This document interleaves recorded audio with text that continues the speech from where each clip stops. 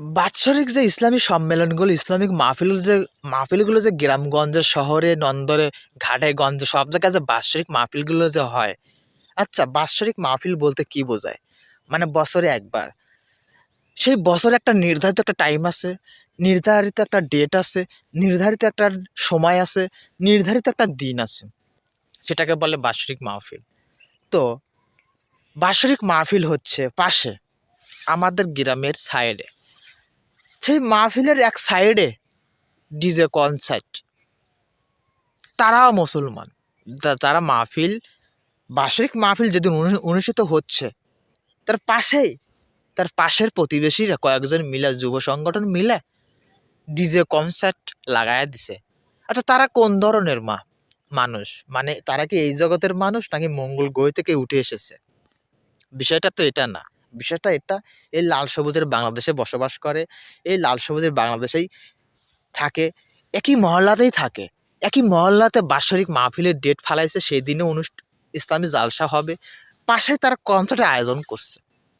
এখন যারা ইসলামী বাৎসরিক মাহফিলকে রেখে পাশে যারা কনসার্ট আয়োজন করছে, তারা যদি নাম পরিচয় দিয়ে থাকে মুসলমান, তাদেরকে মুসলমান বলার সুযোগ থাকে না। তারা পারতো ইসলামী ইসলামী বাৎসরিক মাহফিলটা হয়ে যাক, তারপরে তারা তাদের সাংস্কৃতিক গান দিক, আর যেটা মন চায় তার সেটা দিক, তারা দিতে পারতো, কিন্তু সেটা দেয় নাই। একই দিনই দিতে হবে কেন?